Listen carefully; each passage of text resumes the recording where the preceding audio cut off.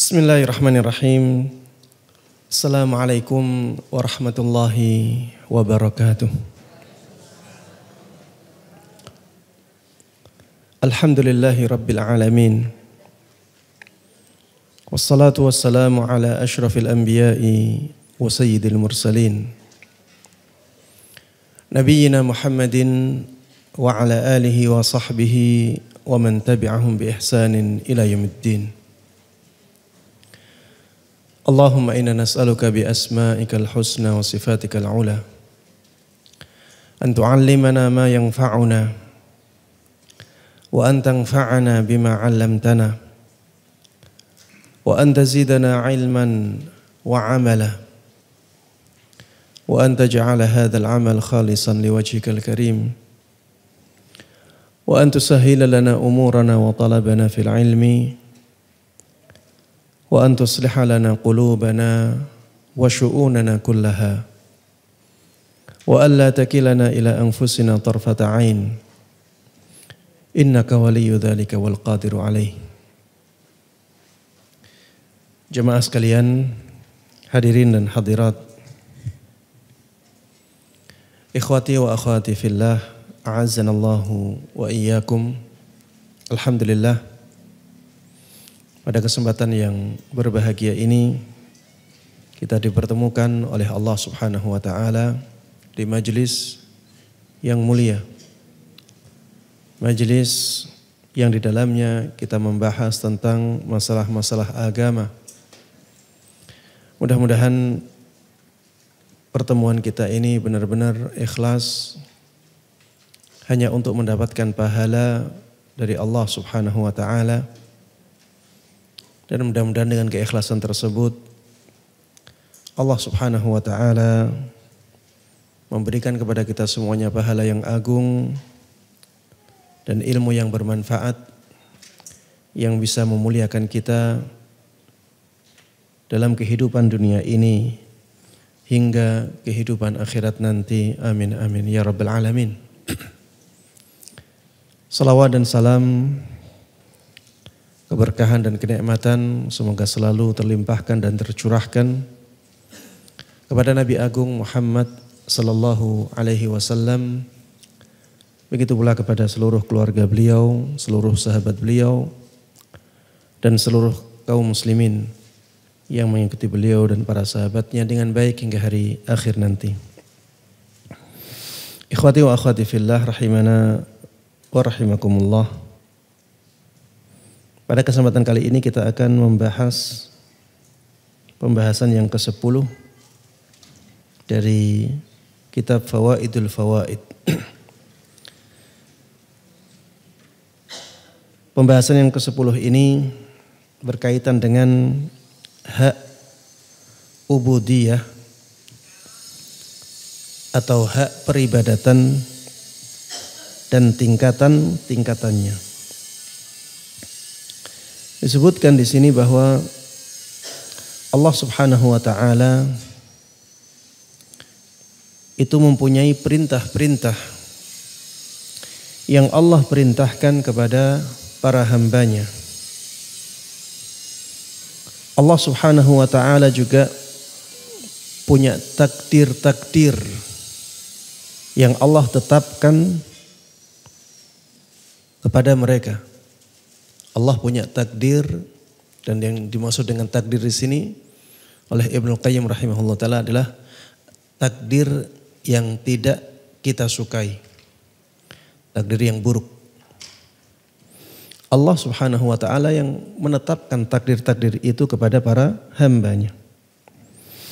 Dan Allah Subhanahu wa taala juga menganugerahkan nikmat-nikmat kepada para hamba. Dikatakan oleh Ibnu Qayyim rahimahullahu taala, seorang hamba tidak akan lepas dari ketiga hal tersebut.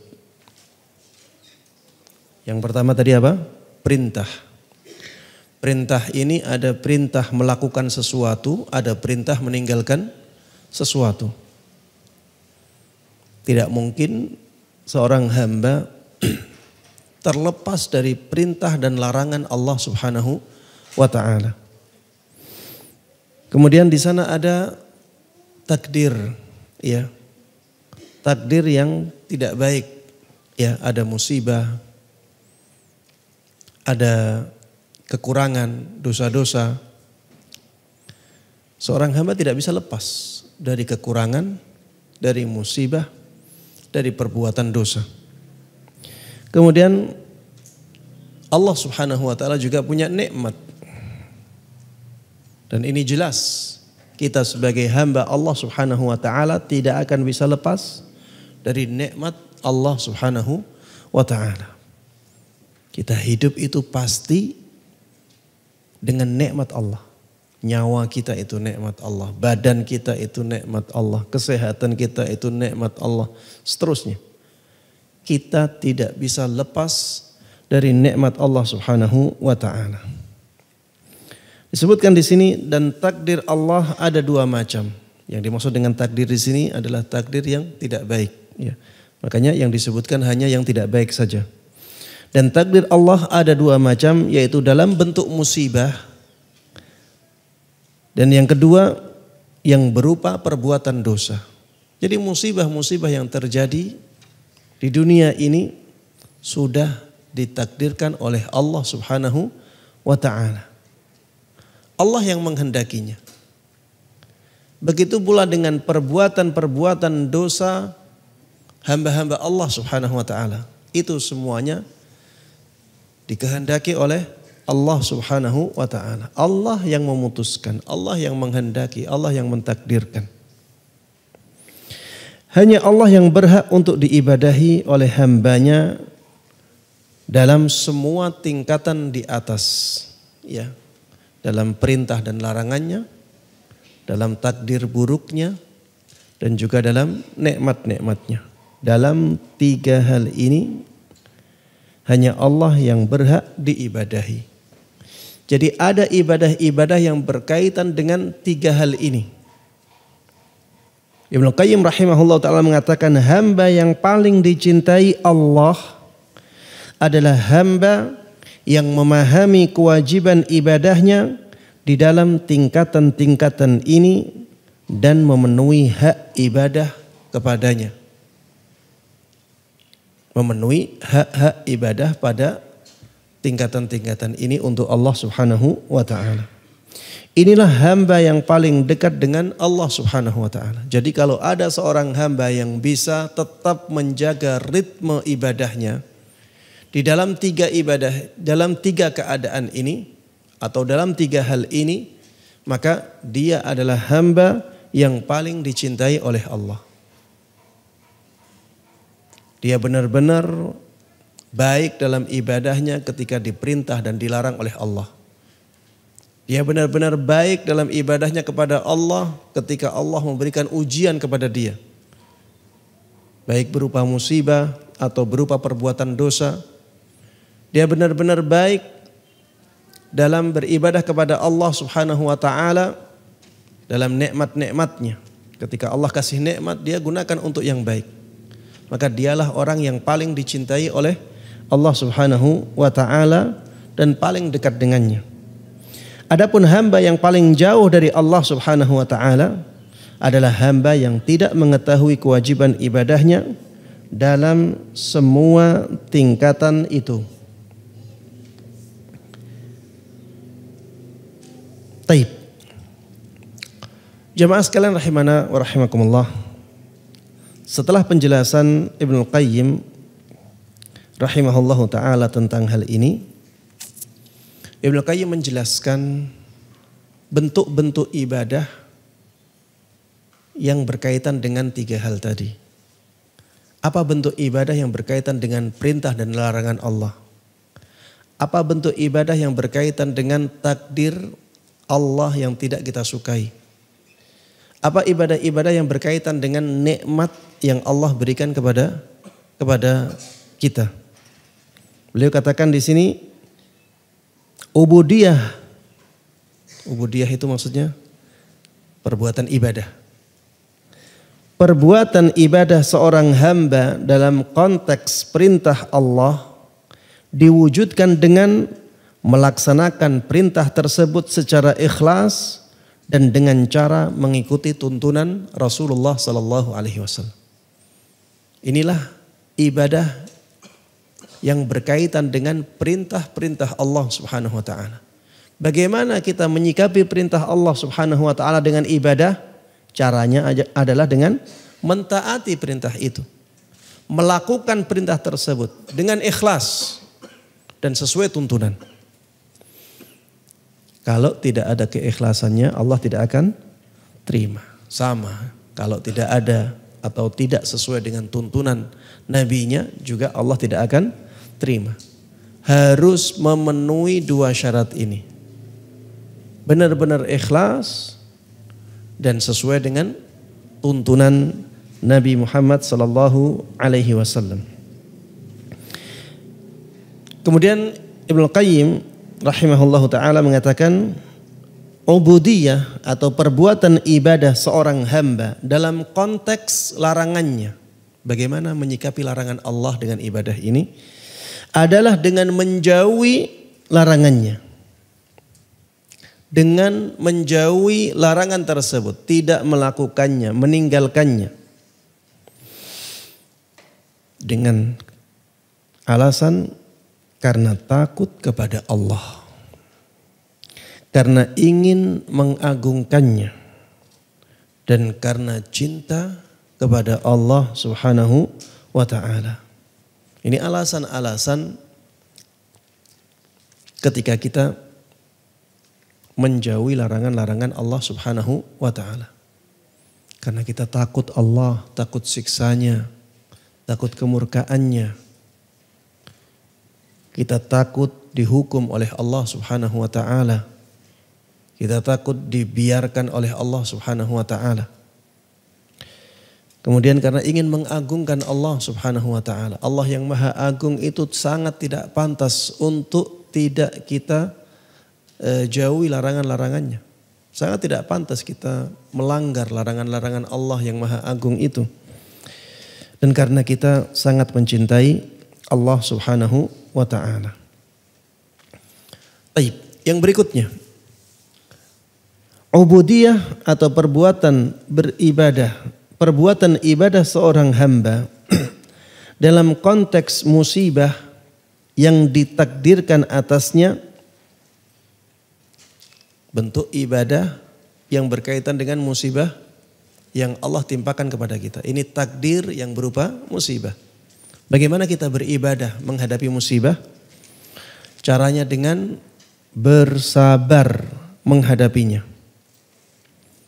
Lalu ridha terhadapnya.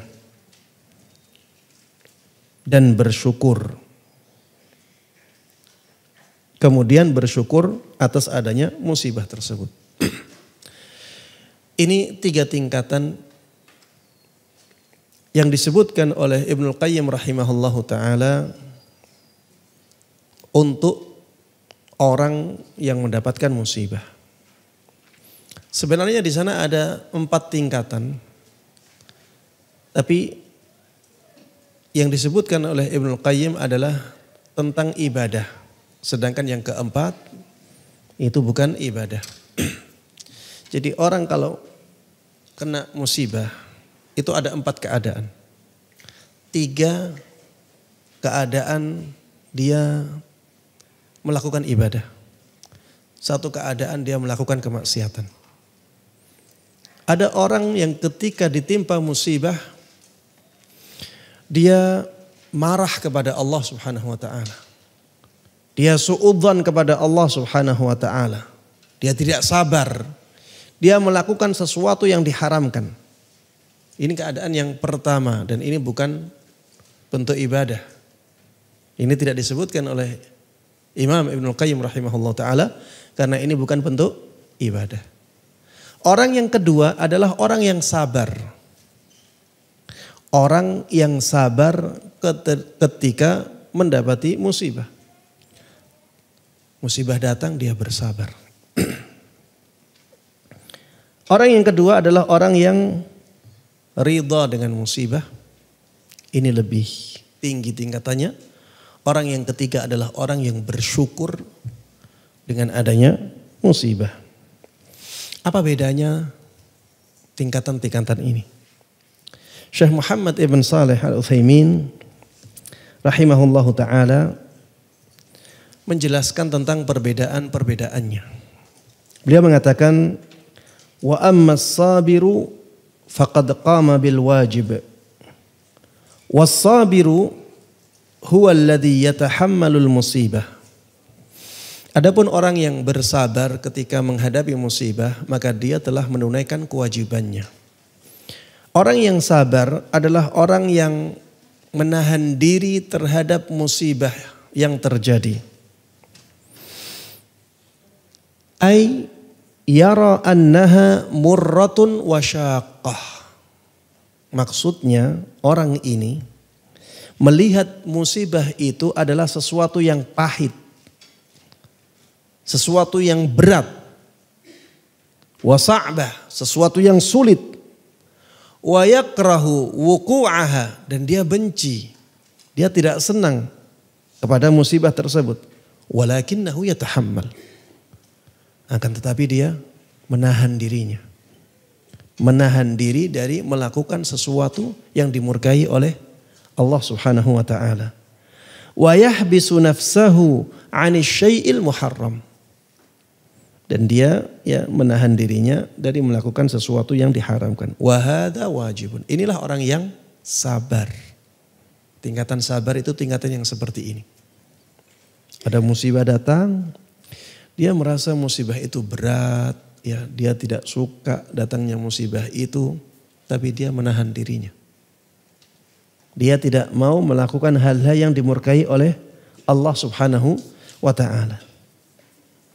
Wa ammar ridha atau wa ammar radi, adapun orang yang ridha dengan musibah yang menimpanya, fahuwa alladhi la yahtam bihadhil musibah. Orang yang tidak susah, tidak sedih ketika musibah datang. Ini tentunya lebih tinggi tingkatannya. Ada musibah datang biasa-biasa saja. Wa yara annaha min indillah fayarda ridan tamma. Orang ini menganggap, melihat bahwa musibah itu datangnya dari Allah, sehingga dia benar-benar ridha dengan keridhaan yang sempurna. Jadi tidak sedih sama sekali. Dia ingat bahwa Allah menghendaki ini. Wala yakunu fi qalbihi tahassur au nadamun 'alaiha. Dan di dalam hatinya tidak ada sedikit pun rasa merugi atau rasa menyesal karena musibah yang datang kepadanya. Li'annahu radiya ridan tamman. Karena dia telah ridha dengan keridhaan yang sempurna. Wa haluhu a'la min halis sabir. Keadaan orang ini lebih tinggi daripada keadaan orang yang bersabar. Wa amma wasyakiru huwa an yashkurallaha ala hadhil musibah. Adapun orang yang bersyukur ketika musibah datang, maka dia adalah orang yang bersyukur kepada Allah Subhanahu wa taala atas musibah tersebut. Kemudian Syekh Muhammad ibn Shalih Al-Utsaimin memberikan penjelasan bagaimana seseorang bisa bersabar, bisa bersyukur dengan musibah yang menimpa dia. Dan ini tingkatan yang paling tinggi. Ini bisa kita jadikan sebagai target atau tujuan yang kita harapkan ya. Agar kalau misalnya ini meleset, paling tidak kita jadi orang yang ridho. Ini target yang sangat bagus ya untuk kita jadikan sebagai acuan. Kalau musibah datang, berusahalah menjadi orang yang bersyukur dengan adanya musibah itu. Bagaimana kita bersyukur? Beliau memberikan jawaban, ada dua cara yang menjadikan seseorang bersyukur terhadap musibah yang datang kepada dia. Yang pertama, an yanzura ila man usiba bima huwa a'zam, dengan melihat orang yang diberikan musibah yang lebih dahsyat dari dia. musibah yang lebih parah. Misalnya kita kehilangan dompet kita, musibah. Ketika musibah itu datang, agar kita bisa bersyukur, lihatlah di antara teman kita ada yang kehilangan mobilnya. Ada yang kehilangan mobilnya. Kita hanya di dompet kita dicuri orang, iya. Di dalam mobil kita, iya. Dicuri dompetnya saja, alhamdulillah. Ada orang yang tidak hanya dicuri dompetnya, mobilnya dicuri semuanya. Dengan melihat musibah yang lebih besar yang menimpa orang lain, kita bisa sampai pada derajat bersyukur. Alhamdulillah, Allah hanya ngasih cobaan ana seperti ini. Yang kedua, ayya'lama annahu yahsulu lahu bihadhil musibah takfirus sayyiat wa rif'atud darajat idza sabar.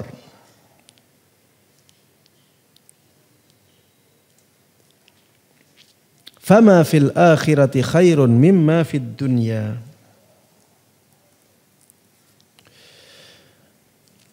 Dengan dia mengingat bahwa dengan adanya musibah yang datang itu, dia mendapatkan ampunan yang banyak dari Allah Subhanahu wa ta'ala.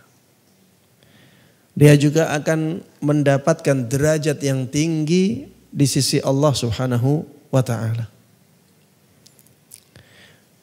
Ingat bahwa musibah tersebut mendatangkan banyak sekali kebaikan. Ketika orangnya ridha, ketika kita ridha, ketika kita sabar, maka musibah itu akan mendatangkan banyak sekali kebaikan. Dengan kita mengingat seperti ini, kita bisa menjadi orang yang bersyukur ketika mendapatkan musibah. Jemaah sekalian rahimana wa rahimakumullah, lihatlah para nabi. Kenapa mereka menjadi orang-orang yang sangat tinggi kedudukannya di sisi Allah Subhanahu wa ta'ala? Karena musibah mereka sangat banyak sekali. Makanya ada hadis yang menyebutkan asyaddun nasi bala'an al-anbiya, thumma al-amthalu fal-amthal. Manusia yang paling berat musibahnya adalah para nabi. Kemudian setelah itu orang yang paling baik, ya yang berada di bawah mereka. Kemudian orang yang paling baik yang berada di bawah mereka. Jadi Allah Subhanahu wa ta'ala akan memberikan musibah kepada seseorang sesuai dengan kadar kekuatan imannya. Semakin kuat iman seseorang, maka ujian yang Allah berikan kepada dia semakin besar. Makanya ini bisa menjadi tolak ukur kehormatan atau kemuliaan seseorang di sisi Allah Subhanahu wa ta'ala. Ya, jangan sampai kita menganggap bahwa setiap musibah itu hukuman dari Allah. Bisa jadi musibah itu adalah ujian bagi seseorang. Bisa jadi musibah itu adalah cara Allah mengangkat derajatnya. Ya seringkali ya kita melihat di media sosial ketika ada ustadz yang dikasuskan, langsung di bawahnya komentarnya tentang hujatan-hujatan. Taubat ustadz.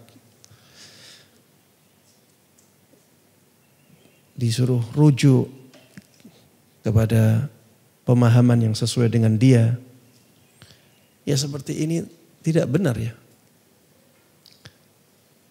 Nabi Muhammad SAW itu dikasuskan oleh orang-orang Quraisy dalam banyak masalah. Apakah berarti itu menunjukkan bahwa beliau salah? Bahwa musibah itu menunjukkan kehinaan beliau di sisi Allah Subhanahu wa ta'ala? Jelas tidak. Jadi kalau misalnya kehidupan kita sudah kita sesuaikan dengan ajaran Nabi Sallallahu Alaihi Wasallam, kemudian ada musibah yang menimpa kita, husnudzanlah kepada Allah. Berbaik sangkalah kepada Allah Subhanahu Wa Taala bahwa itu adalah cara Allah lebih memuliakan kita di sisinya. Itu cara Allah mengangkat derajat kita di sisinya. Dengan catatan tadi ya, bahwa kehidupan kita sudah kita usahakan untuk benar-benar sesuai dengan tuntunan Nabi Sallallahu Alaihi Wasallam. Beda kalau misalnya kehidupan kita masih jauh dari yang diinginkan oleh Allah Subhanahu Wa Taala, kemudian datang musibah. Ya tidak boleh kita di sini ya merasa aman-aman saja, tenang-tenang saja. Karena kemungkinan besar musibah tersebut adalah cara Allah mengingatkan kita agar kita kembali. Zaharal fasadu fil barri wal bahri bima kasabat aydin nas liyudhiqahum ba'dalladzi 'amilu la'allahum yarji'un. Tampak kerusakan di muka bumi, di laut karena sebab tangan atau sebab ulah tangan manusia. Liyudhiqahum ba'dalladzi 'amilu. Tujuannya agar Allah Subhanahu wa taala memberikan hukuman kepada para hambanya karena sebab perbuatan mereka, kesalahan mereka, la'allahum yarji'un, agar mereka bisa kembali. Kalau kehidupan kita jauh dari agama Allah Subhanahu wa taala, kemudian Allah menimpakan musibah kepada kita, kita di sini harus suudzon kepada diri kita. Kita harus suudzon kepada diri kita. Dan kita tetap husnudzon kepada Allah. Mungkin itu cara Allah Subhanahu wa ta'ala mengingatkan kita. Dan suudzon kepada diri kita. Mungkin ini karena dosa-dosa kita. Baik. Ya, ini yang disebutkan oleh Syekh Muhammad Ibn Shalih Al-Utsaimin. Ada 4 tingkatan. Tingkatan yang pertama bukan tingkatan ibadah, ya. Karena ini orang yang marah, murka, tidak sabar ketika menghadapi musibah. Sedangkan tingkatan yang kedua dan yang sampai keempat, ini adalah tingkatan ibadah. Yang pertama dia sabar, tingkatan di atasnya dia ridha, tingkatan di atasnya lagi dia bersyukur atas musibah yang terjadi. Ibnu Qayyim rahimahullahu taala, beliau mengatakan di sini, ubudiyah atau bentuk ibadah seorang hamba dalam konteks musibah yang ditakdirkan atasnya ialah dengan cara bersabar menghadapinya. Lalu ridha terhadapnya. Dan ridha lebih tinggi tingkatannya daripada sabar. Kemudian bersyukur atas adanya musibah tersebut. Dan bersyukur itu lebih tinggi tingkatannya daripada ridha. Tingkatan terakhir ini yaitu tingkatan bersyukur. Tingkatan bersyukur atas musibah yang terjadi.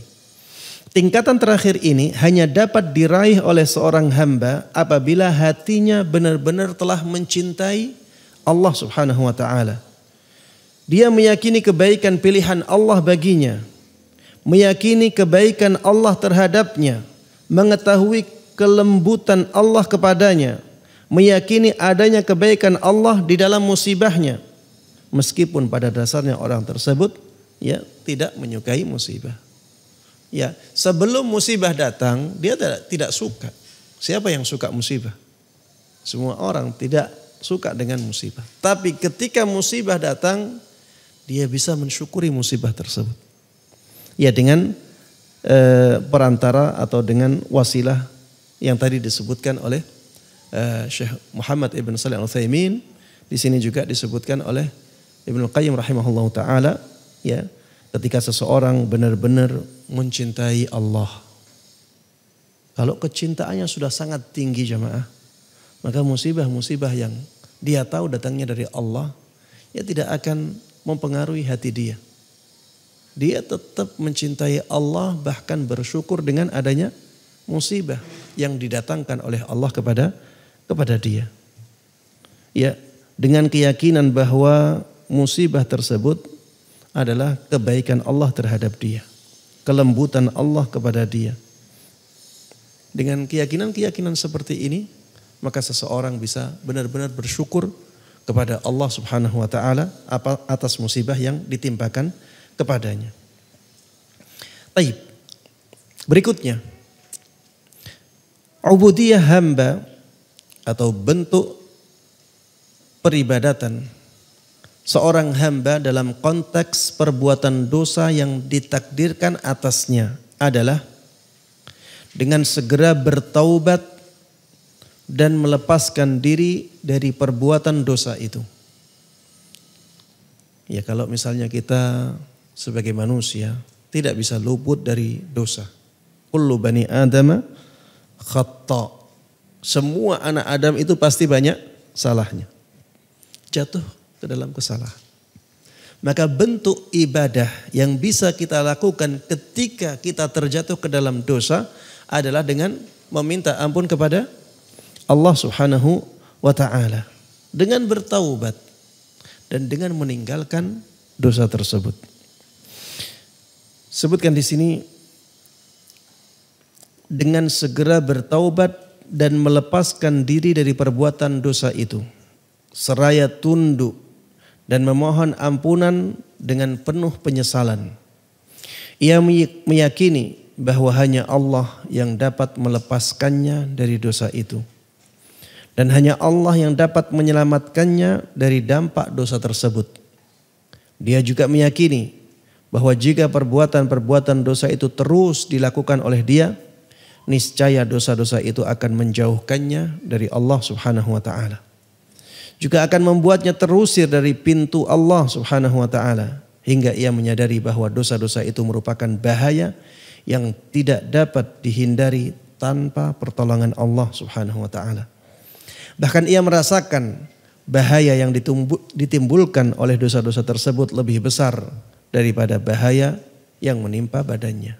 Iya, jemaah sekalian rahimana rahimakumullah, bahaya dosa itu jauh lebih besar daripada bahaya luka yang kita alami atau menimpa kita.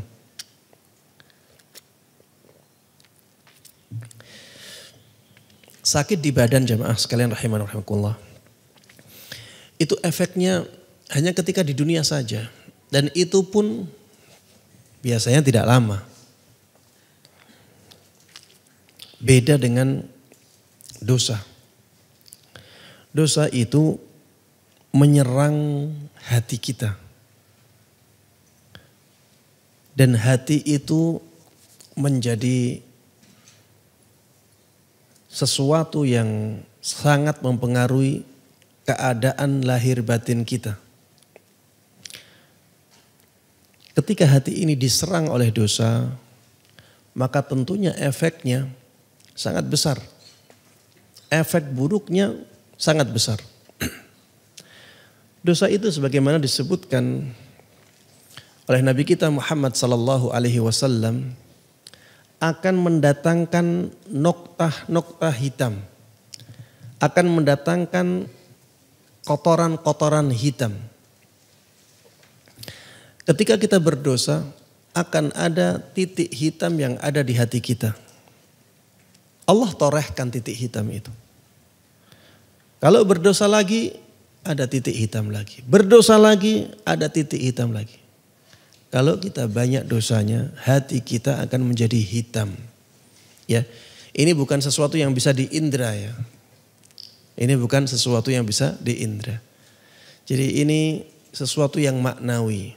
Karena dosanya, ya asar dari dosa itu enggak terlihat di hati kita. Dan harus difahami ya bahwa hati yang ada dalam bahasa ini adalah jantung.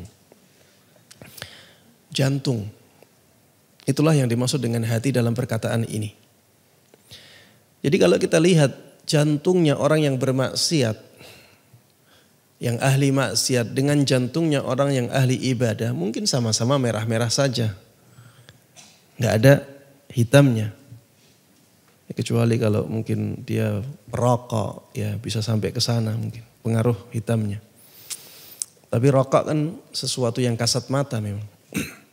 Ini hati dipengaruhi oleh dosa.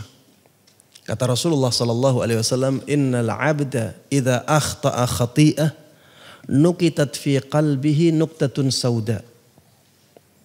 Sesungguhnya seorang hamba ketika dia melakukan satu dosa, maka akan ditorehkan di dalam hatinya satu noda hitam. Fa idza huwa naza' wastaghfara wa tab suqila qalbuh. Ketika dia berhenti dari dosanya, beristighfar dan bertaubat kepada Allah Subhanahu wa taala, hatinya dibersihkan lagi. Jadi noda hitam tadi hilang dari hatinya. Kemudian Rasulullah sallallahu alaihi wasallam meneruskan, tapi apabila dia tidak berhenti dari dosanya, malah dia ulang-ulang, maka akan banyak noda hitam yang ada di dalam hatinya, bahkan bisa jadi meliputi hatinya sampai menjadi hitam. Dan efek dari dosa ini jamaah sekalian rahimana rahimakumullah bisa sangat parah. Dan termasuk di antara efek yang sangat parah dari dosa ketika sudah mempengaruhi hati adalah ketika dia tidak tahu dan tidak merasa bahwa dia sedang dihukum oleh Allah. Ini disebutkan oleh Ibnu Qayyim rahimahullah ta'ala dalam tempat yang lain. Ketika seseorang tidak merasa sedang dihukum oleh Allah, ini sesuatu yang luar biasa buruknya. Seperti misalnya, dia malas beribadah. Dia malas beribadah. Dan orang yang seperti ini seringkali tidak merasa bahwa itu hukuman Allah karena dosanya. Padahal dengan seperti itu akhirnya dia dihalangi dari kebaikan-kebaikan yang sangat banyak sekali. Harusnya umurnya itu bisa dia gunakan untuk mengumpulkan banyak sekali bekal untuk akhiratnya. Harusnya dengan umurnya tersebut dia bisa mencapai surga firdausnya. Tapi karena dia malas beribadah, bahkan yang wajib saja dia tinggalkan, akhirnya dia dijerumuskan ke dalam neraka. Na'udzubillahi min dzalik. Ini hukuman dari Allah Subhanahu wa taala, termasuk hukuman yang sangat berat. Dan banyak orang yang seperti ini. Dia tidak merasa dihukum oleh Allah. Termasuk di antara hukuman karena dosa ketika seseorang dihalangi dari ilmu agama. Kalau dia hadir di majelis, dia merasa tidak nyaman. Beda dengan orang yang hatinya bersih. Dia ketika hadir di majelis merasa ada kebahagiaan, ada ketenangan. Dan itulah yang diberikan oleh Allah Subhanahu wa taala kepada mereka yang hadir di majelis dan tentunya hatinya bisa merasakannya. Makanya biasanya di majelis-majelis ilmu banyak orang yang saking tenangnya hatinya menjadi tidur. Jadi ngantuk, saking tenangnya. Itu nikmat jamaah. Iya. Banyak sekali yang seperti ini. Kalau di luar susah tidurnya. Di rumahnya, di kamar susah tidurnya. Kalau di majelis ilmu, Masya Allah. Antum gak ada yang tidur ya.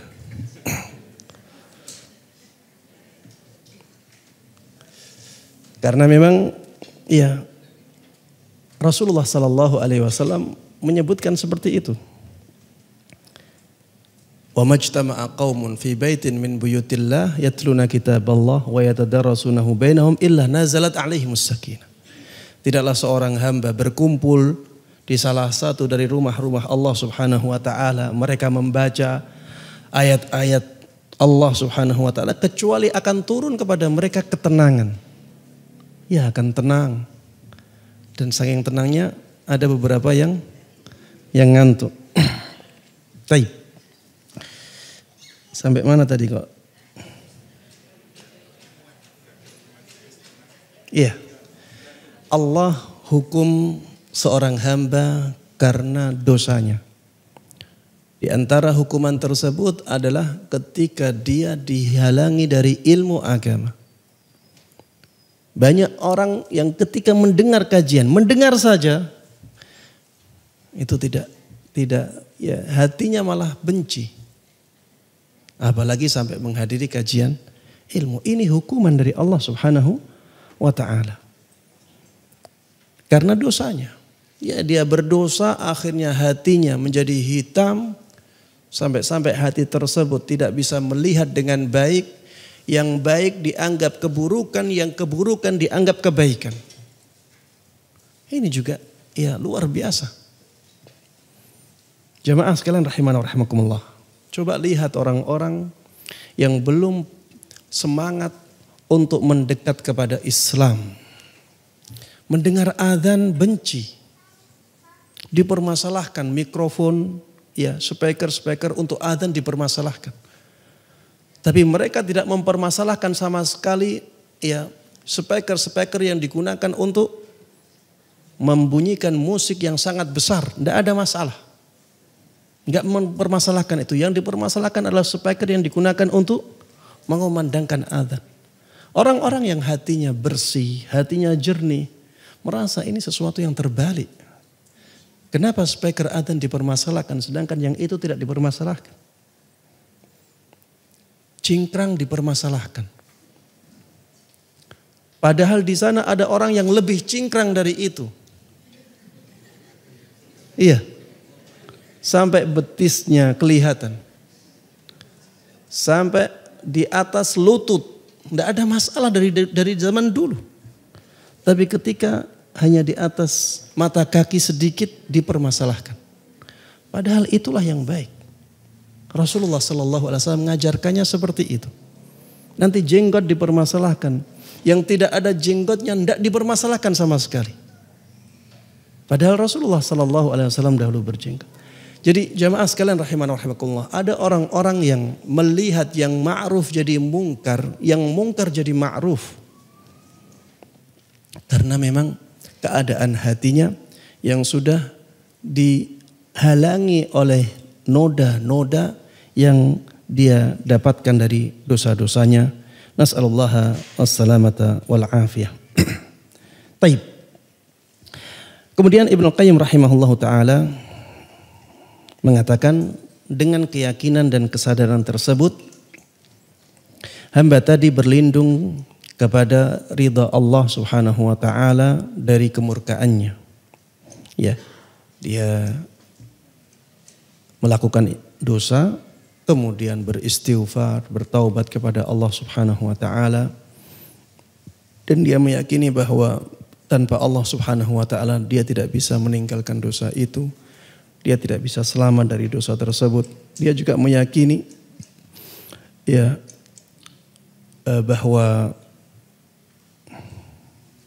dosa-dosa tersebut akan mendatangkan bahaya yang banyak. Ya, dengan keyakinan ini hamba tersebut berlindung kepada ridhonya Allah Subhanahu wa taala dari kemurkaannya. Berlindung kepada ampunan Allah Subhanahu wa taala dari hukumannya. Dan berlindung kepadanya dari ancamannya. Ia memohon dan bersandar kepada Allah Subhanahu wa taala. Hamba ini pun tahu seandainya Allah sampai mengabaikan dan mengacuhkan musibah yang menimpa dirinya ini, pasti ia akan memikul dosa-dosa lain yang serupa, bahkan mungkin lebih buruk daripada sebelumnya. Maksudnya gini ya. Orang ini meyakini bahwa apabila Allah membiarkan dosanya itu terus, maka dia akan menjalankan dosa yang sama atau bahkan lebih dari itu. Kalau dia dibiarkan Allah terus seperti itu, maka akan ada dosa-dosa lain yang dia lakukan bahkan lebih parah dari dosa yang telah dia lakukan. Ia pun meyakini bahwa tidak ada jalan baginya untuk dapat melepaskan diri dari dosa dan kembali bertaubat kecuali dengan taufik dan pertolongan dari Allah Subhanahu wa taala. Hamba tersebut tahu persis bahwa solusi masalahnya hanya ada di tangan Allah, bukan di tangan dia. Manusia tidak mungkin memberikan taufik untuk dirinya sendiri. Manusia tidak mungkin mendatangkan taufik untuk dirinya sendiri. Yang mendatangkan taufik siapa? Allah Subhanahu wa taala. Apalagi mendatangkan keridhaan Rabbnya tanpa izin, kehendak dan pertolongan Rabbnya. Ya, tidak mungkin seorang hamba mendapatkan ridha Allah tanpa izin dari Allah, tanpa kehendak dari Allah, tanpa pertolongan dari Allah Subhanahu wa taala. Karena itulah dia berlindung kepada Allah Subhanahu wa taala, merendahkan dirinya, menghinakan dirinya dan merasa sangat membutuhkan Allah Subhanahu wa taala ketika berhadapan dengan Allah. Dia bersujud di hadapannya, berharap di balik pintunya dan merendahkan diri kepadanya dengan serendah-rendahnya.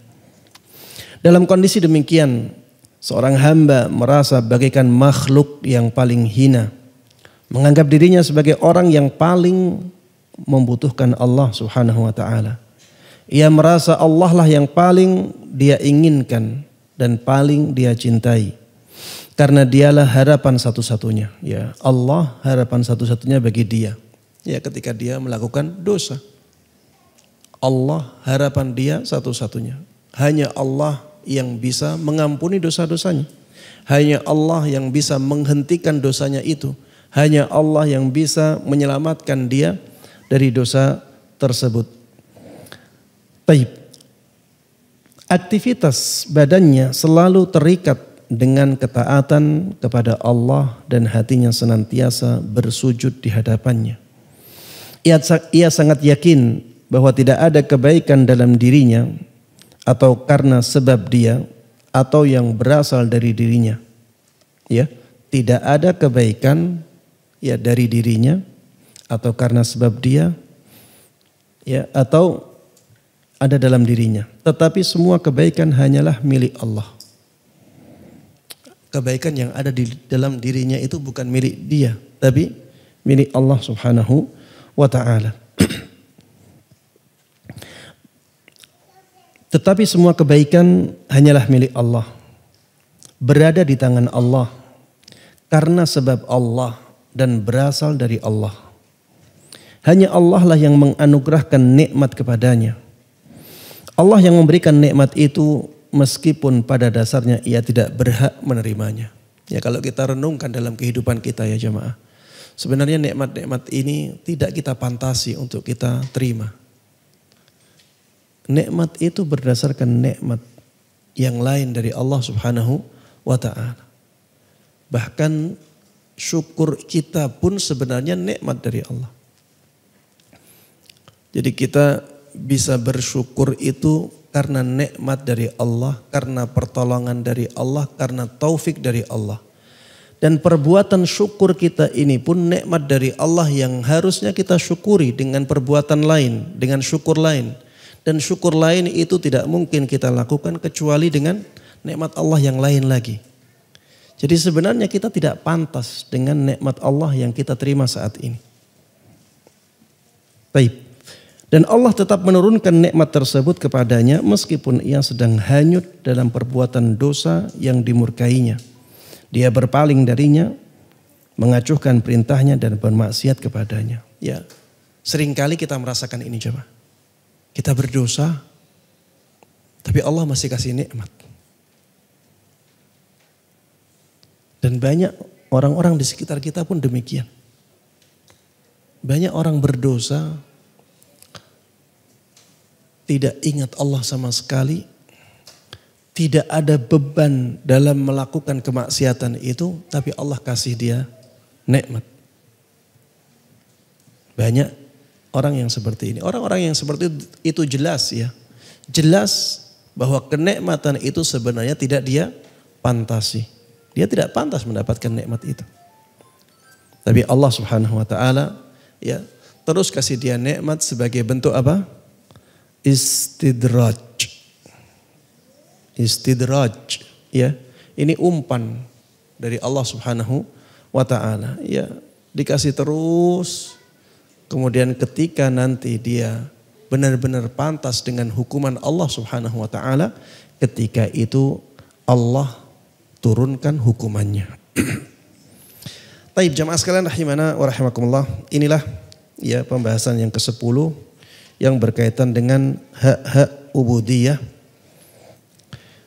hak-hak peribadatan dan tingkatan-tingkatannya. Ya intinya bahwa manusia itu harus menghadapi 3 hal yang tidak bisa dia hindari, semuanya harus dengan ibadah.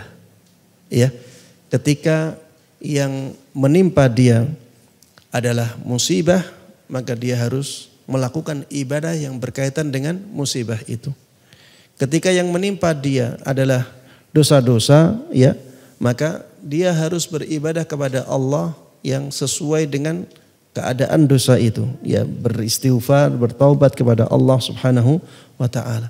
Ketika yang datang kepada dia adalah nikmat, dia harus beribadah kepada Allah berkaitan dengan nikmat itu. Dia harus syukur kepada Allah Subhanahu wa taala. Gunakan nikmat itu untuk yang baik, ya, bukan untuk yang buruk. Ketika yang datang kepada dia perintah, yang datang kepada dia larangan, maka dia harus beribadah kepada Allah, ya, yang berkaitan dengan perintah dan larangan tersebut. Perintahnya dia lakukan, larangannya dia tinggalkan. Baik. Pembahasan yang berikutnya adalah pembahasan tentang tauhid dan ubudiyah.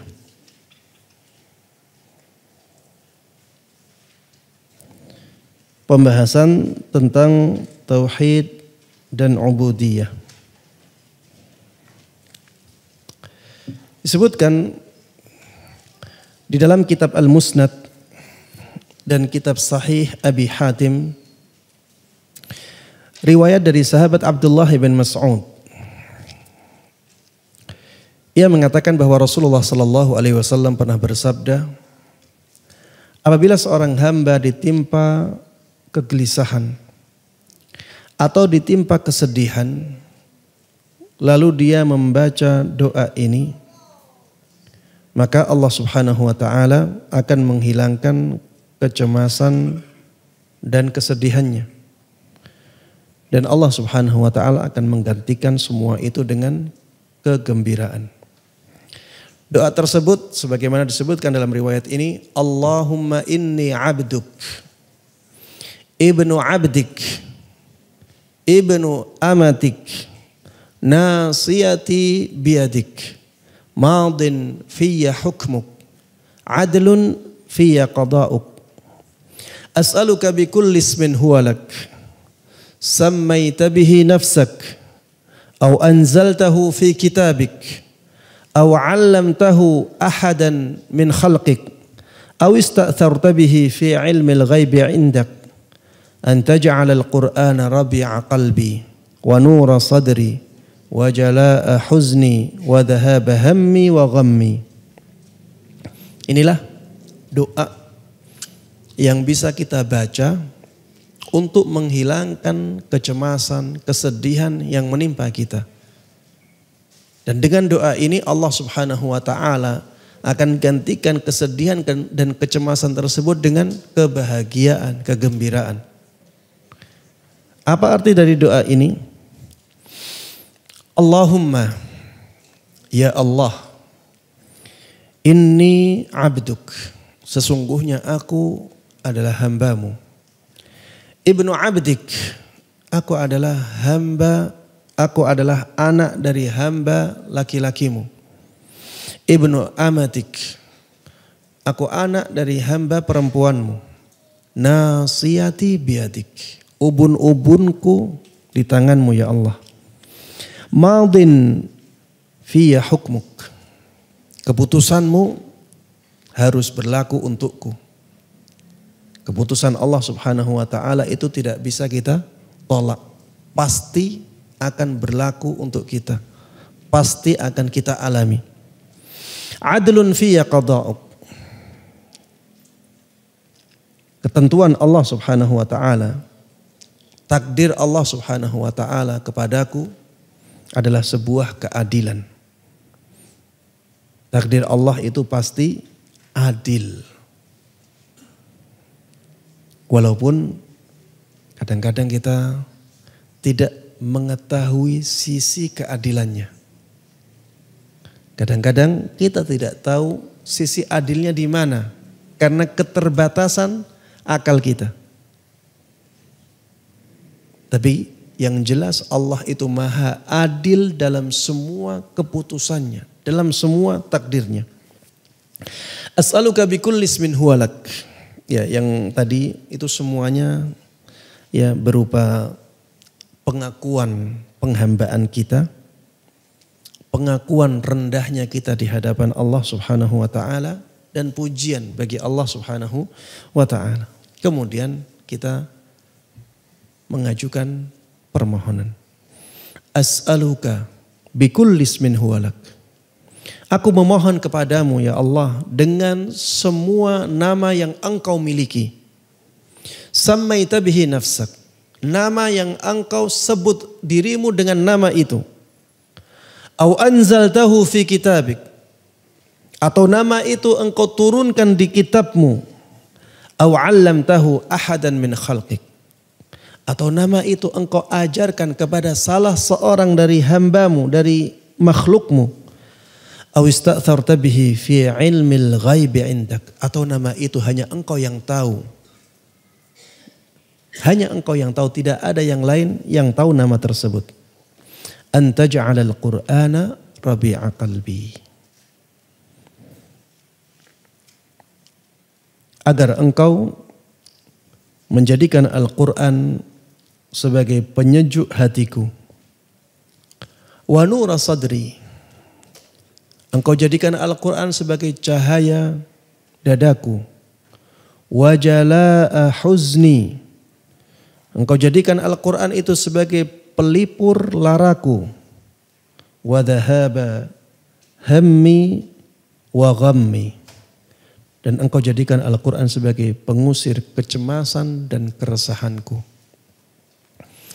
Ini arti dari doa yang disebutkan oleh Rasulullah Sallallahu Alaihi Wasallam dalam hadis ini. Ya, sebaiknya setiap dari kita ya menghafalkan doa yang sangat penting ya bagi kita. Seringkali kita mengalami kesedihan, keresahan, ya baca doa ini. Baca doa ini. Dan ini sangat bagus ya, menjadikan Al-Quran sebagai penyejuk hati ya. Betapa banyak dari kita yang untuk membaca Al-Quran itu berat. Ya, dengan berdoa seperti ini, insya Allah Allah akan menjadikan hati kita mencintai Al-Quran. Kalau hati kita mencintai Al-Quran, kita akan semangat untuk membacanya. Coba bayangkan jamaah sekalian rahimakumullah. Manusia di zaman ini ya jarang yang tidak punya HP. Dan di dalam HP tersebut ada WA, ada juga Al-Quran. Tapi ya berapa kali dia membaca Al-Quran setiap harinya dan berapa kali dia membaca WA setiap harinya. Perbedaannya jauh. Kalau membaca perkataan manusia, ya semangat. Tapi membaca perkataan Allah Subhanahu wa taala berat. Ini ya menunjukkan ada sesuatu di hati kita. Ada sesuatu di hati kita. Sahabat Utsman ibn Affan radhiyallahu taala anhu punya perkataan yang sangat masyhur. Beliau mengatakan seandainya hati kita itu bersih, seandainya hati kita itu jernih, dia tidak akan kenyang dengan perkataan Allah Subhanahu wa taala. Maksudnya dia akan semangat sekali membaca Al-Quran. Dia akan terus membaca Al-Quran. Ya, kita semuanya punya kekurangan ya. Kita semuanya atau ya mungkin banyak dari kita ya tidak bisa kita katakan semuanya. Banyak dari kita yang malas membaca Al-Quran. Kalau kita tahu seperti ini, berusahalah untuk menyemangati diri membaca Al-Quran. Berusaha, alhamdulillah Allah sudah mudahkan Al-Quran sampai di tangan kita dengan cara yang paling mudah. Dan tidak ada syarat harus misalnya berwudu dahulu. Sudah sangat mudah untuk kita membaca Al-Quran, maka syukurlah nikmat tersebut dengan memanfaatkannya sebaik-baiknya. Baik. Disebutkan oleh Imam Ibn Qayyim rahimahullahu ta'ala,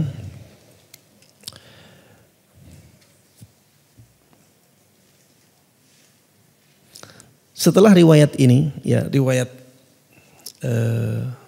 doa tadi, para sahabat bertanya kepada Rasulullah sallallahu alaihi wasallam, "Wahai Rasulullah, bolehkah kami mempelajari atau menghafal kalimat-kalimat doa tersebut?" Maka Rasulullah sallallahu alaihi wasallam menjawab, "Iya. Sebaiknya siapa saja yang mendengarnya mempelajarinya." Maksudnya menghafalnya. Ya, ini saran dari Rasulullah sallallahu alaihi wasallam. Hendaknya setiap dari kita menghafal doa tadi. Allahumma inni abduk, ibnu abdik, ibnu amatik, madin fiyya hukmuk, nasiyati biyadik, madin fiyya hukmuk, adlun fiyya qada'uk, as'aluka bikulli ismin huwa lak, sammaita bihi nafsaka, aw anzaltahu fi kitabik, aw 'allamtahu ahadan min khalqik, aw ista'tharta bihi fi 'ilmil ghaibi 'indak, an taj'al al-Qur'ana rabi'a qalbi wa nura sadri wa jala'a huzni wa dhahaba hammi wa ghammi. Ya, dihafalkan. Kalau sudah hafal, ya coba direnungi artinya ketika berdoa. Sehingga kita bisa benar-benar berdoa dengan khusyuk kepada Allah Subhanahu wa taala, sehingga Allah Subhanahu wa taala menjadikan kita cinta kepada Al-Qur'an dan menjadikan hati kita selalu dalam kebahagiaan. Taib. Imam Ibnu Qayyim rahimahullah taala mengatakan, hadis yang mulia ini mengandung beberapa penjelasan tentang ma'rifat, tentang tauhid, dan tentang ubudiyah. Di antaranya adalah sebagai berikut. Hamba yang berdoa dengan doa ini mengawali permohonannya dengan ucapan inni abduk, ibnu abdik, ibnu amatik. Sesungguhnya aku adalah hambamu,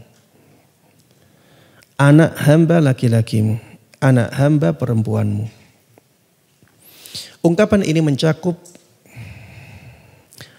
bapak-bapak dan ibu-ibu leluhurnya. Ya, maksudnya mencakup nenek moyangnya. Sampai kepada Adam dan Hawa. Ungkapan ini menyiratkan permohonan yang sangat mendalam dan kerendahan diri di hadapan Allah Subhanahu wa taala. Ia juga menyiratkan pengakuan bahwa pemohon adalah hamba Allah. Sebagaimana kakek-kakeknya juga hamba Allah Subhanahu wa taala. Dan tidak ada sesuatu yang bisa dilakukan seorang hamba selain mengetuk pintu Rabb-Nya untuk memohon karunia dan kemurahannya. Apabila Rabb-Nya mengacuhkannya, niscaya ia akan binasa. Ya, di dalam terjemahan ya, buku terjemahan ada salah kaprah ya. Jadi di situ disebutkan tidak mengacuhkan. Kalau kata-katanya tidak mengacuhkan itu berarti memperhatikan. Jadi tidaknya harus dihilangkan. Mengacuhkan maksudnya melupakan, membiarkan. Ini ada salah kaprah di perkataan orang-orang ya. Kalau kita kembali ke kamus KBBI ya, kalau dikatakan tidak mengacuhkan itu berarti malah memperhatikan. Dan di dalam terjemahannya tulisannya tidak mengacuhkannya. Apabila Rabb-Nya tidak mengacuhkannya, niscaya dia akan binasa. Harusnya tidaknya dihilangkan. Apabila Rabb-Nya mengacuhkannya, membiarkannya, tidak memperhatikannya, niscaya ia akan binasa. Dan ini berulang ya dalam banyak tempat. Ya, sehingga perlu dikoreksi. Apabila Rabb-nya mengacuhkannya, niscaya dia akan binasa. Tidak seorang pun dapat melindungi dan mengasihi dia. Bahkan ia akan terlantar tanpa guna. Di balik potongan doa ini juga terkandung makna pengakuan. Sesungguhnya aku tidak dapat lepas darimu sekejap mata pun. Tidak ada pula sesuatu yang dapat kujadikan tempat berlindung dan bernaung selain kepada Rabbku yang telah menjadikanku sebagai hambanya. Di dalam ungkapan ini juga tersirat pengakuan bahwa dia hanyalah seorang hamba yang sepenuhnya berada di bawah pemeliharaan, pengaturan, perintah, dan larangan Allah. Dia hanya melaksanakan apa yang telah ditetapkan oleh Allah Subhanahu wa taala sebagai bentuk peribadatan dia kepadanya. Bukan melaksanakan kehendaknya sendiri. Jadi seorang hamba itu ya tidak melaksanakan kehendaknya sendiri. Maksudnya tidak bebas ya. Kita itu tidak bebas. Kita ada aturan. Di sana ada aturan-aturan yang harus kita lakukan. Kalau kita ya melakukan apa yang kita lakukan dengan tanpa melihat aturan tersebut, ya maka kita akan binasa. Baik, sebab berbuat sesuai dengan kehendak sendiri bukanlah karakter seorang hamba sahaya. Kita itu hamba sahayanya Allah. Kita itu diciptakan oleh Allah. Kita miliknya Allah. Ya, yang ngatur kita juga harusnya hanya Allah Subhanahu wa taala. Kita tidak boleh seenaknya hidup di dunia ini.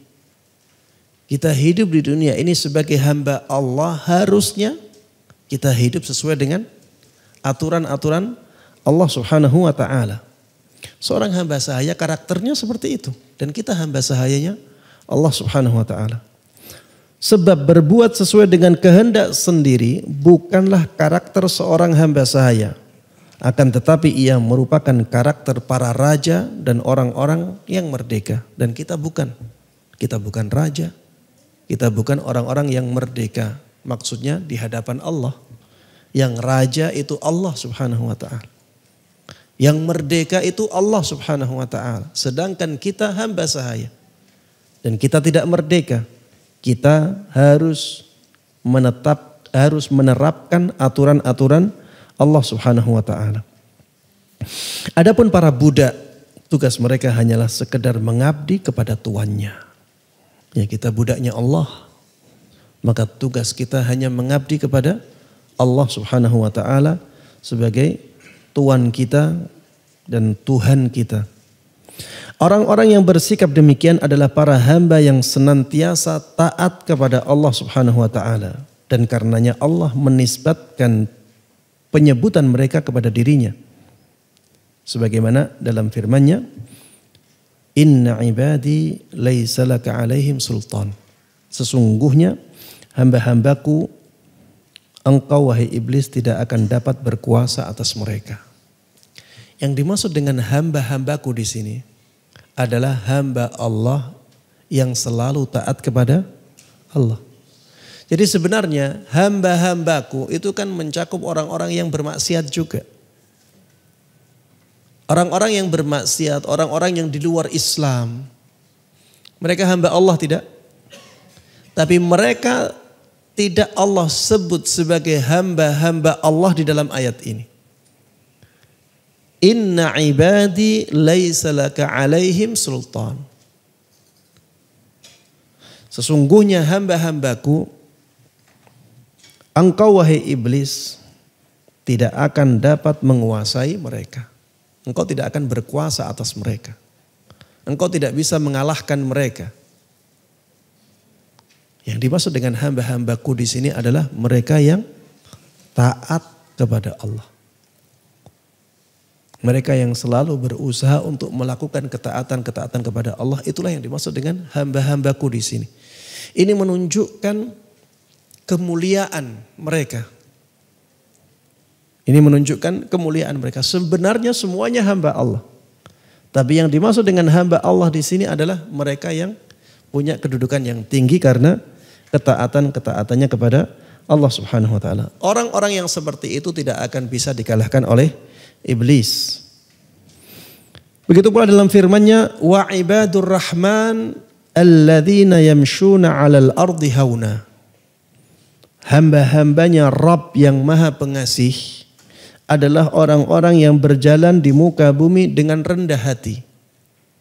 Hamba-hambanya Rabb yang Maha Pengasih. Terus mereka yang berjalan dengan sombong, berjalan dengan kemaksiatan, ya, berarti bukan hambanya Allah. Jawabannya mereka juga hambanya Allah, tapi yang dimaksud di dalam ayat ini bukan mereka. Orang-orang yang mereka semangat untuk taat kepada Allah, itulah yang dimaksud dalam ayat ini.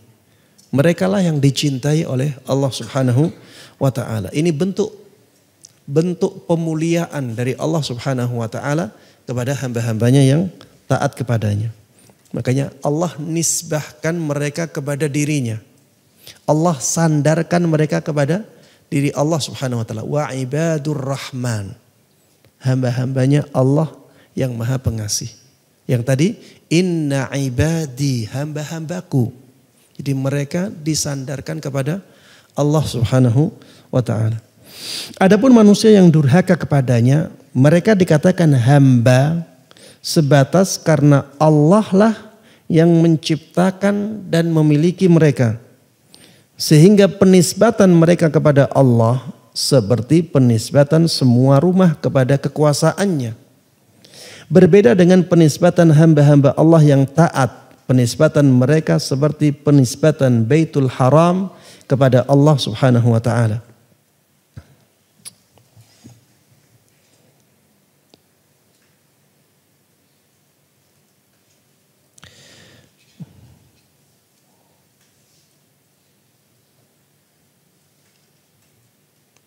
Baik. Atau seperti penisbatan unta Allah kepada Allah. Seperti penisbatan negerinya, yaitu surga, kepada Allah Subhanahu wa ta'ala. Seperti penisbatan pengabdian Rasulnya kepadanya. Ya, baik.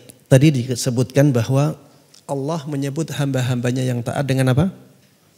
Dengan hambaku. Jadi Allah menyandarkan mereka kepada Allah Subhanahu wa ta'ala. Padahal sebenarnya yang maksiat pun hambanya Allah. Allah menyandarkan mereka kepada dirinya untuk memuliakan mereka. Ini bentuk pemuliaan Allah kepada mereka. Seperti apa? Seperti ketika dikatakan Baitul Haram itu rumahnya Allah. Masjid Baitullah, rumahnya Allah. Apakah berarti rumah kita bukan rumahnya Allah? Rumah-rumah yang lain, apakah berarti bukan rumahnya Allah? Itu rumah milik Allah. Masjid juga rumah milik Allah. Baitul Haram juga rumah milik Allah. Tapi kenapa masjid disebut sebagai Baitullah? Untuk memuliakan. Ini istimewa. Baitullah al-Haram disebut rumah Allah yang suci. Karena rumah itu rumah yang sangat istimewa. Sangat tinggi kedudukannya. Ada onta. Disebutkan naqatullah. Ontanya Allah. Ontanya siapa ini?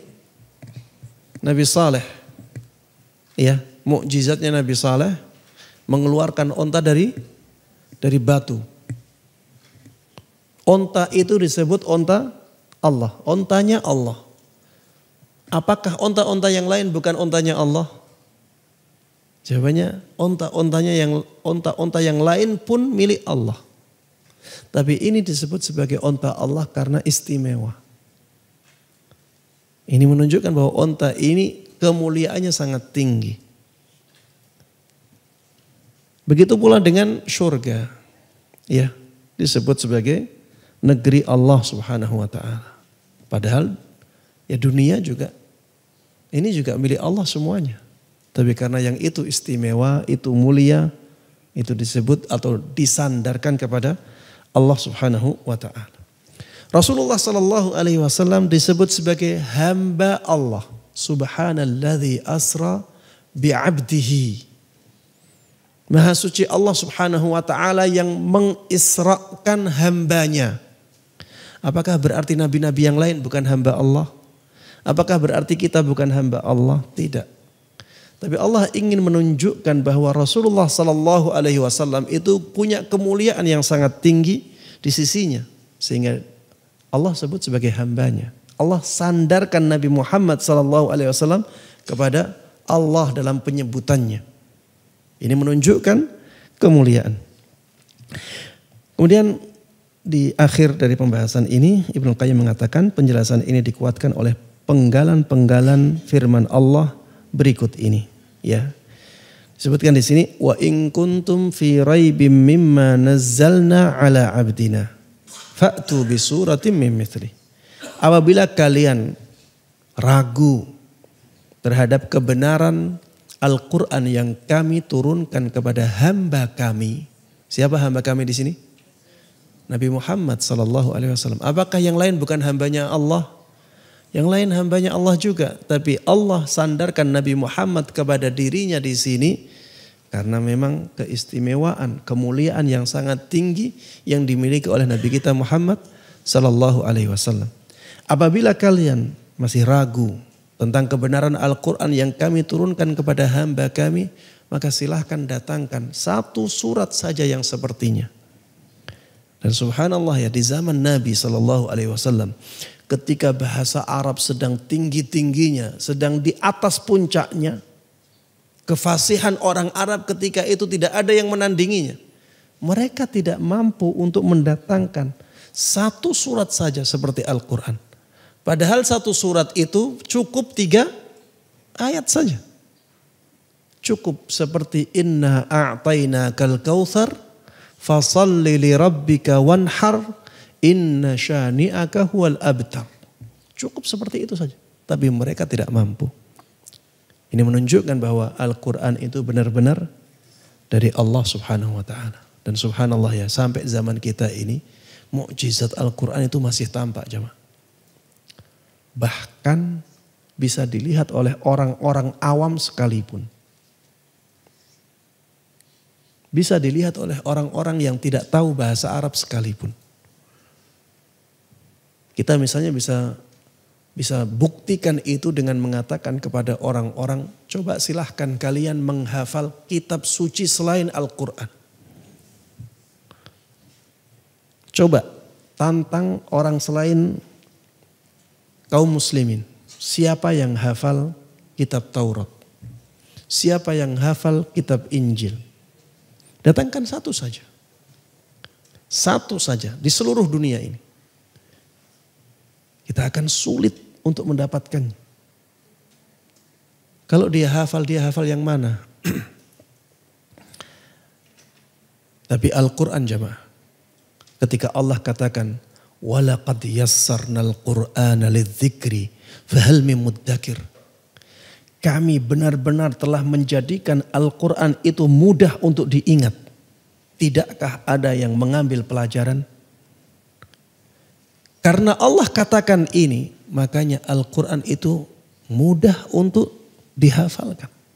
Anak-anak kecil, ya, anak-anak kecil belum balik, bisa jadi belum balik. Ada yang sudah hafal Al-Quran.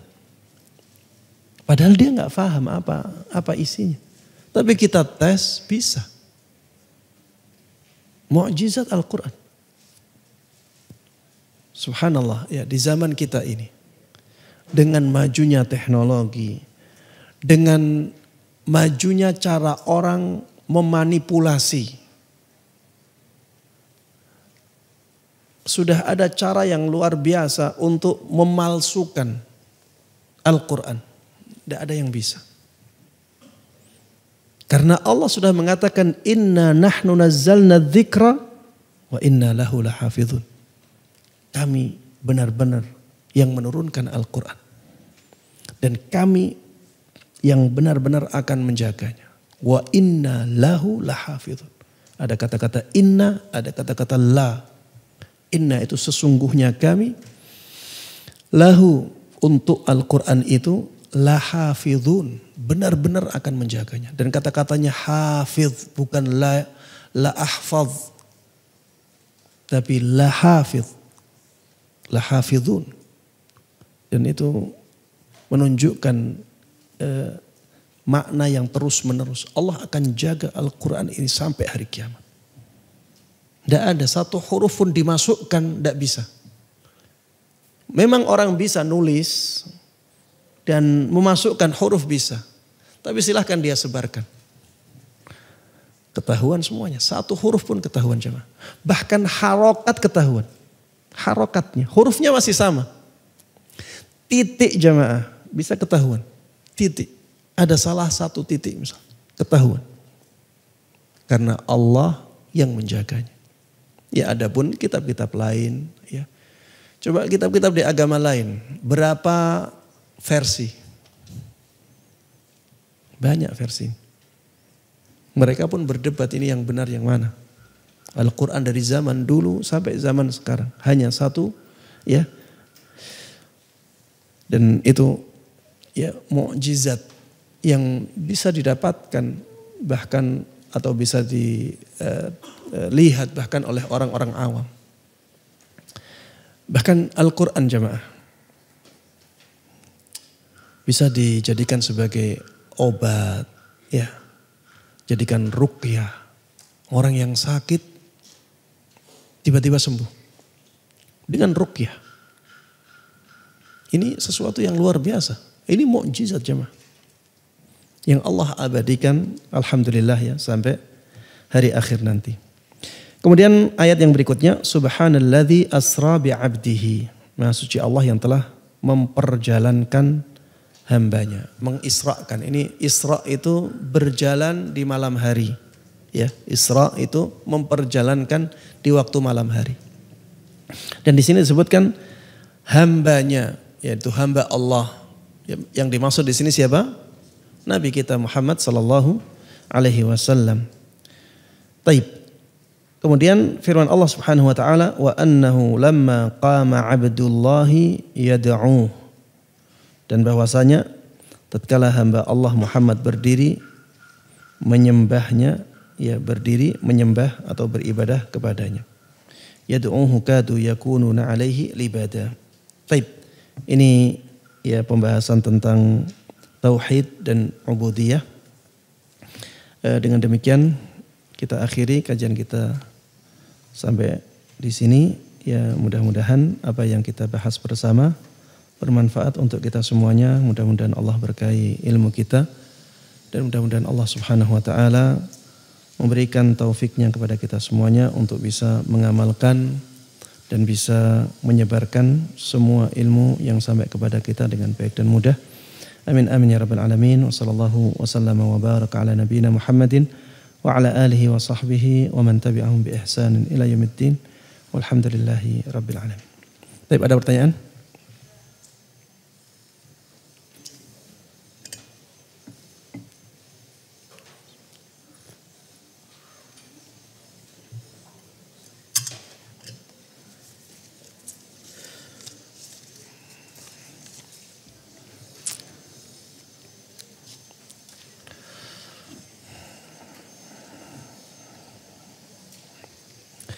Ustadz, kalau kita minta ampun kepada Allah setiap malam, apakah kita harus mengucapkan dosa-dosa kita itu setiap malam juga? Jawabannya tidak ya. Jawabannya tidak. Jadi permintaan ampun kepada Allah Subhanahu wa ta'ala itu bisa bersifat umum, bisa bersifat khusus. Bisa bersifat umum, bisa bersifat khusus. Bersifat umum minta ampun dari semua dosa kita. Ya. Minta ampun dari semua dosa kita. Dan ini banyak contohnya. Ya. Seperti ghufranaka rabbana wa ilaikal masir. Ghufranak.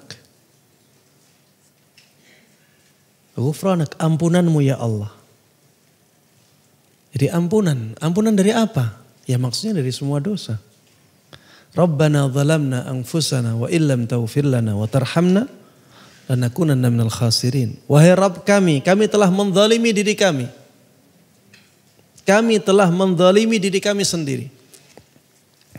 Wa illam taghfir lana wa tarhamna lanakunanna minal khasirin. Apabila engkau tidak mengampuni kami, tentunya kami akan menjadi bagian orang-orang yang merugi. Di sini tidak disebutkan apa bentuk kezalimannya. Ya, ada juga ya permintaan atau permohonan ampun kepada Allah Subhanahu wa taala yang khusus. Ya, disebutkan dosanya. Ya, kemudian meminta ampun kepada Allah Subhanahu wa taala dari dosa-dosa tersebut. Baik. Ya, sehingga tidak harus mengucapkan dosa-dosa kita setiap kita meminta ampun kepada Allah Subhanahu wa taala. Tapi jamaah, kalau misalnya ya kita merasa dengan mengucapkan dosa tersebut ya permintaan ampun kita kepada Allah semakin kuat ya, menjadikan hati kita atau menjadikan diri kita merasa bersalah sekali, ya lebih baik seperti itu. Ya Allah, saya telah melakukan ini, saya telah melakukan itu. Ya Allah, ampuni dosa-dosaku. Dengan mengucapkan dosa-dosa tersebut dan menyebutkannya dengan tegas, seringkali kita merasa lebih butuh untuk diampuni oleh Allah Subhanahu wa taala, sehingga ini menjadi lebih baik. Ketika kita merasa semakin butuh kepada Allah Subhanahu wa taala, maka itu menjadi semakin baik. Wallahu a'lam. Bagaimana cara membangkitkan semangat lagi untuk beribadah? Seringkali kita suka futur, ya suka lemah dalam ibadah. Ya, banyak cara yang bisa kita lakukan ya. Seperti misalnya kita banyak beristighfar. Kita banyak beristighfar kepada Allah Subhanahu wa taala. Apa hubungannya istighfar dengan semangat ibadah? Karena dengan istighfar hati kita akan menjadi bersih. Ketika hati bersih, maka dia akan mencari makanannya. Dan makanan hati itu ibadah. Makanan hati itu ketaatan kepada Allah Subhanahu wa taala. Ini seperti orang yang sakit ya. Orang yang sakit itu kalau dia masih dalam keadaan sakit, dia malas makan. Dia nafsu makannya rendah. Tapi kalau dia sehat, maka dia akan semangat cari makannya sendiri. Orang yang sakit kadang-kadang harus dipaksa untuk makan. Orang yang sedang sakit hatinya pun demikian. Kalau dia sakit hatinya, ya bisa jadi dia butuh untuk dipaksa melakukan ibadah.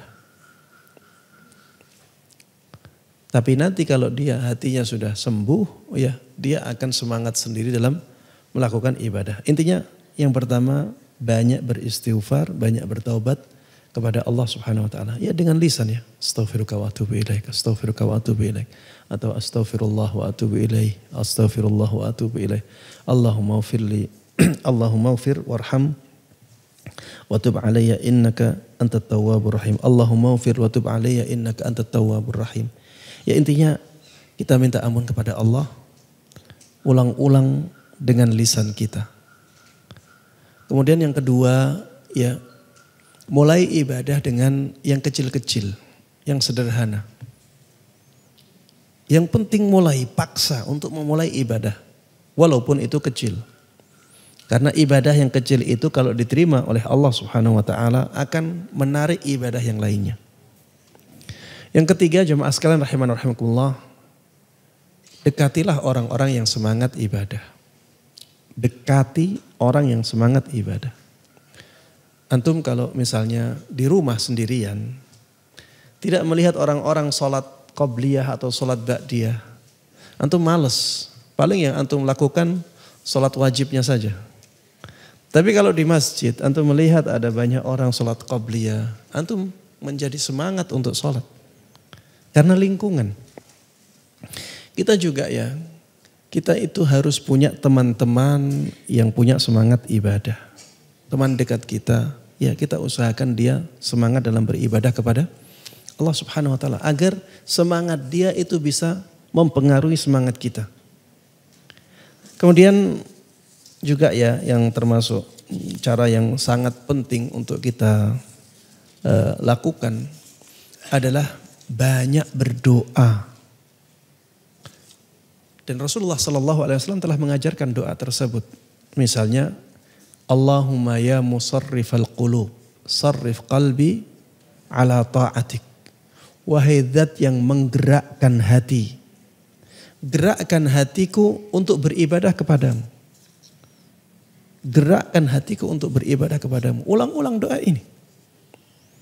Dan taufik itu dari Allah semuanya. Dan ibadah itu juga membutuhkan taufik. Jadi banyak berdoa dengan doa ini. Kemudian doa Allahumma a'inni ala dzikrika wa syukrika wa husni ibadatik. Ya Allah, bantu aku untuk berzikir kepadamu. Bantu aku untuk bersyukur kepadamu. Dan bantu aku untuk bisa beribadah dengan baik kepadamu. Ya, bantuan dari Allah Subhanahu wa ta'ala. Ini penting ya. Jangan sampai kita meninggalkannya di setiap sholat kita. Di akhir sebelum salam jamaah. Ya musarrifal qulub sarrif qalbi ala ta'atik. Allahumma a'inni ala dzikrika wa syukrika wa husni ibadatik. Ya, doa ini jangan sampai terlewatkan. Karena kita sangat membutuhkan bantuan dari Allah Subhanahu wa ta'ala dalam beribadah. Taib. Pertanyaan yang berikutnya, Ustadz, apa perbedaan orang yang kena musibah dan azab? Ini sering ana sampaikan ya. Perbedaannya itu kalau azab itu karena kemaksiatan. Sedangkan ujian di sini musibah sama azab. Baik, musibah mencakup keduanya. Musibah itu bisa berupa azab, bisa berupa ujian. Ya. Jadi musibah itu umum. Sedangkan azab khusus. Ujian khusus. Ujian ya itu bisa kita khususkan untuk musibah yang datang karena ketaatan atau kebaikan seseorang. Ya, biasa kadang kita melakukan kebaikan ya balasannya tidak baik. Balasan orang lain tidak baik. Ya, ini ujian. Adapun azab ya karena dia melakukan kemaksiatan.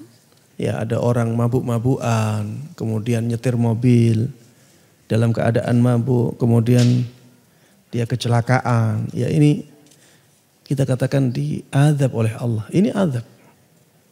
Karena dia melakukan kemaksiatan sebelum terkena hukuman tersebut. Wallahu a'lam. Ada orang misalnya mabuk-mabukan, setelah itu sampai mati. Ya. Karena dia overdosis. Ya, ini jelas ya, ini azab dari Allah Subhanahu wa taala. Disebutkan di sini, saya datang telat 15 menit, kajian sudah dimulai. Apakah saya harus sholat tahiyatul masjid atau langsung duduk saja mendengarkan kajian? Sholat tahiyatul masjid hukumnya sunnah muakkadah. Ini pendapat yang paling kuat dalam masalah ini. Ada yang mengatakan wajib, hanya saja pendapatnya kurang kuat. Yang lebih kuat pendapatnya mayoritas ulama, sholat tahiyatul masjid itu sunnah muakkadah. Jadi kalau misalnya langsung duduk tidak mengapa. Tapi afdalnya sholat.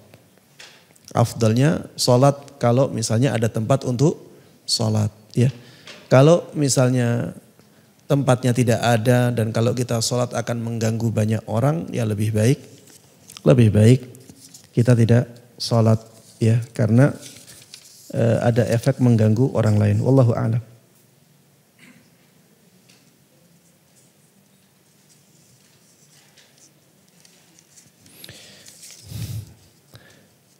Assalamualaikum Ustaz, waalaikumsalam warahmatullahi wabarakatuh. Ubudiyah dalam konteks perbuatan dosa. Apakah orang yang berbuat dosa itu boleh mengatakan bahwa ini merupakan kafarat baginya, di mana orang tersebut menyadarinya itu dosa? Apakah orang yang berbuat dosa itu boleh menyatakan bahwa ini kafarat baginya, di mana orang tersebut menyadarinya itu dosa? Iya. Kalau misalnya seseorang, ya dia melakukan dosa, kemudian dia beristighfar, bertaubat, menghentikan dosanya, maka bisa dia katakan bahwa istighfar dan taubatnya tersebut sebagai kafarat, sebagai tebusan dosa yang dia lakukan. Tidak ada masalah, memang seperti itu. Wallahu a'lam. Assalamualaikum warahmatullahi wabarakatuh. Waalaikumsalam warahmatullahi wabarakatuh. Seorang perempuan ketika belum menikah, ia senantiasa mendekatkan diri pada Allah dengan memperbanyak ibadah sunnah hingga pernah sampai di titik seperti tidak butuh menikah karena sudah merasakan nikmatnya beribadah. Kini Allah mengujinya dengan suami yang belum saleh. Qadarullah, keadaannya menjadi sama seperti sebelum menikah. Tidak ada yang bisa ia lakukan terhadap suaminya kecuali mendoakannya. Apakah ujian ini adalah yang dimaksud sesuai kadar keimanan? Dan sungguh kisah Aisyah menjadi pengingat bahwa suaminya tidaklah seburuk Fir'aun. Untuk itu ia berusaha sabar, ridha, dan syukur. Asiyah, ya. Dan sungguh kisah Asiyah menjadi pengingat bahwa suaminya tidaklah seburuk Fir'aun. Untuk itu dia berusaha sabar, ridha, dan bersyukur. Iya. Jamaah sekalian rahimani wa rahimakumullah, orang bisa diuji dengan suaminya. Orang bisa diuji dengan istrinya, ya. Wa ja'alna ba'dakum li ba'din fitnah atasbirun. Kami telah menjadikan sebagian dari kalian atas sebagian yang lain, ya, sebagai fitnah, sebagai ujian, cobaan. Apakah kalian bersabar, ya? Kalau bisa bersabar, ya itu menjadi ladang pahala yang sangat besar bagi istri yang demikian, ya. Jangan lupa banyak berdoa untuk suaminya.